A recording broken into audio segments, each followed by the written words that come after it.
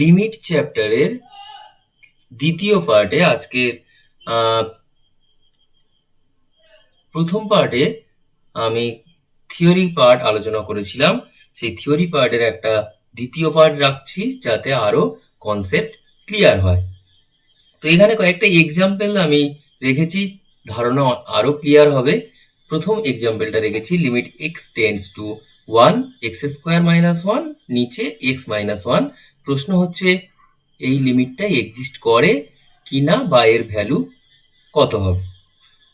তো এখানে খেয়াল করে দেখো যে আমি যদি ডাইরেক্ট নিচে 1 বা এক্স এর জায়গায় 1 বসিয়ে দিই তাহলে উপরে 0 আর নিচেও 0, তার মানে দেখো একটা আনডিফাইন্ড ফরম্যাট চলে আসছে।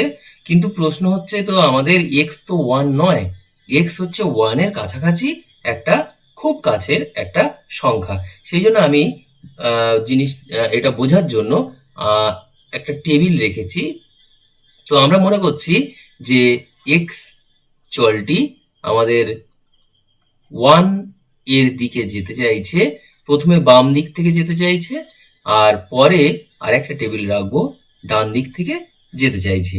তো যদি 1 এর বাম দিক থেকে যেতে চায় তো আমি এক্স এর ভ্যালু 0.99, 0.3টে নয়, 0.4টে নয়, 0.5টা নয়, এইভাবে আমি যদি নিই তাহলে দেখছি এখানে এই যে ফাংশনটা রয়েছে এই ফাংশনটার ভ্যালু 0.99 এর জন্য 1.99 আর 3টে নয়ের জন্য 1.3টে নয়। এবার পরিষ্কার আমরা বুঝতে পারছি যে এক্স 1 এর দিকে যত 1 এর কাছে যাচ্ছে এফ এক্স তত 2 এর কাছে যেতে চাইছে। সুতরাং আমরা যদি এটা লেফট হ্যান্ড লিমিট আকারে লিখি তাহলে আমাদের আমি ফাংশনটাকে এফ এক্স লিখছি, তো এটার ভ্যালু তাহলে হচ্ছে 2 এর খুব কাছে যেতে চাইছে। তো এবার যদি আমার 1 সংখ্যাটার ডান দিক থেকে এক্স আসে তাহলে এক্স এর ভ্যালু আমি এখানে রেখেছি, দেখো 1.01, 1.001 এইভাবে আমি ভ্যালুগুলো রেখেছি। তো এখানে এফ এক্স এর ভ্যালুটা দেখো একদম 2 এর আরো কাছে আগাচ্ছে, 2 এর আরো কাছে। তো সুতরাং আমরা বলতে পারি যে limit x tends to 1 plus F x এটা সমান আমাদের আসছে, এটাও 2 আসছে। যেহেতু লেফট হ্যান্ড লিমিট আর রাইট হ্যান্ড লিমিট যেহেতু আমাদের একই আসছে, 2 ভ্যালু আসছে, সুতরাং আমরা বলতে পারি লিমিট এক্সিস্ট করছে এবং লিমিটের ভ্যালু হচ্ছে আমাদের 2। তো এখন এই যে প্রশ্নটা আমি আলোচনা করলাম, আমাদের যদি এই প্রশ্নটা থাকে তাহলে আমরা কি এইভাবেই অঙ্কটা করব না, আমরা সেক্ষেত্রে একটু কি করব একটুখানি বলে রাখি যে লিমিট এক্স টেন্ডস টু 1 আমরা উপরেরটা উৎপাদকে বিশ্লেষণ করে দেব আর নিচে যা আছে তাই রাখবো। তাহলে দেখো উপর নিচে কেটে যাচ্ছে, তো সেক্ষেত্রে মানে এটা হচ্ছে ওয়ার্কিং রুল।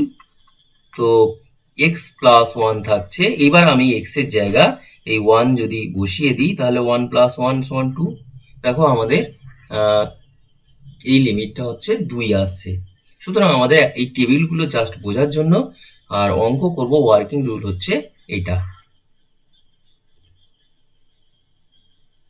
এবার আমি আরো একটা ফাংশন এখানে লিখেছি, দেখো এফ এক্স সমান মডিউলাস এক্স নিচে এক্স। তো প্রশ্ন হচ্ছে যে এই ফাংশনটার লিমিট এক্স টেন্ডস টু 0 এটা এক্সিস্ট করে কি না, বা যদি করে তাহলে এর ভ্যালুটা কত হয় সেটা আমরা একটু দেখব। তো এখানে আমি একটু সংখ্যা রেখাটা আঁকি, তাহলে কি হবে যে এখানে 0 বিন্দুটা রয়েছে, তো 0-র বাম দিক থেকে চলটি 0 ভ্যালুটা নিতে পারে, আবার ডান দিক থেকে এসে ভ্যালুটা নিতে পারে। তো যদি বাম দিক থেকে আসে তাহলে আমরা পরিষ্কার বুঝতে পারছি যে এক্স এর ভ্যালুটা হচ্ছে নেগেটিভ আসবে। তো সেক্ষেত্রে আমার মডিউলাস এক্স বাই এক্স, তার মানে কিন্তু মডিউলাস এক্স মানে উপরে পজিটিভ এক্স থাকছে আর নিচে হচ্ছে নেগেটিভ এক্স থাকছে, তার মানে অ্যান্সারটা আসছে এক্স এক্স তো কেটে যাবে -1। তাহলে সেক্ষেত্রে আমার হচ্ছে এক্স টেন্স টু যদি 0 মাইনাস নিই তাহলে এটার ভ্যালু আসছে কি -1। আবার যদি আমার চলটা ডান দিক থেকে আসে তাহলে কি হবে, সেক্ষেত্রে আমার মডিউলাস এক্স বাই এক্স এর ভ্যালু কি আসবে, উপরে তো মডিউলাস রয়েছে সুতরাং পজিটিভ এক্স থাকবে, নিচেও আমার পজিটিভ এক্স থাকবে, কাটাকাটি হয়ে গেলে কি হবে 1 আসছে। তাহলে সেক্ষেত্রে আমরা পাচ্ছি যে limit x tends to 0 plus modulus x by x এটার ভ্যালু হচ্ছে আমার 1। খেয়াল করো আমরা লিমিটের ডেফিনেশন যখন এর আগের পার্টে আলোচনা করেছি সেখানে বলেছি লেফট হ্যান্ড লিমিটে আমার যে ভ্যালুটা আসবে রাইট হ্যান্ড লিমিট বের করলে সেই ভ্যালুটা আসবে, কিন্তু যদি না আসে তাহলে কিন্তু লিমিটের কোনো অস্তিত্ব নেই। সুতরাং এখানে যেহেতু আলাদা ভ্যালু এসছে তাহলে limit x tends to 0 modulus x by x এর কোনো ভ্যালু এর কোনো অস্তিত্ব নেই। আচ্ছা, এবার আমি আরো একটা মনে করো একটা এক্সাম্পল একটু রাখছি, সেটা এখানে একটা উদাহরণ রেখেছি যে y equal to x square, এটা একটা ফাংশন। তো যখন x লেস দেন -1 আর যখন এক্সটা -1 থেকে 0-র মধ্যে তখন হচ্ছে এক্স স্কোয়ার প্লাস 2, আর এক্স প্লাস 1 যখন হচ্ছে এক্স 0-র থেকে বড়। তো প্রশ্ন হচ্ছে যে এই ফাংশনটা আমার এক্স টেন্স টু 0-তে লিমিট এক্সিস্ট করে কিনা এই ফাংশনটা, সেটা আমরা একটু দেখব। তো আমাদের লেফট হ্যান্ড লিমিট প্রথমে একটু দেখে নিই যে যদি এক্সটা মাইনাসের দিক থেকে গিয়ে মানে 0-র বাম দিক থেকে গিয়ে যদি 0 ভ্যালুটা নিতে চায় তাহলে সেক্ষেত্রে আমাদের লিমিটটা কত, ভ্যালুটা কত আসছে। আমরা লিমিট মানে বুঝে প্রথম দিনে বলেছি যে অপেক্ষকের সীমাস্থ মান বের করা। তো এই সীমাস্থ মানটা কত হবে একটু দেখে নিচ্ছি।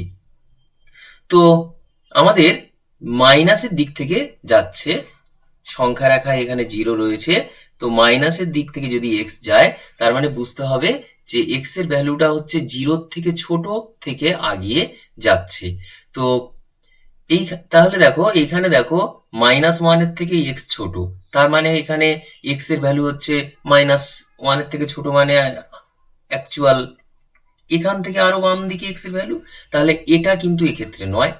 এখন এই যে দ্বিতীয়টা রয়েছে এটা হচ্ছে 0 আর -1-এর মধ্যে, তাহলে অ্যাকচুয়াল ওয়াই মানে এইটা এক্ষেত্রে, তাহলে limit x tends to 0 minus এক্ষেত্রে হচ্ছে এক্স স্কোয়ার প্লাস 2।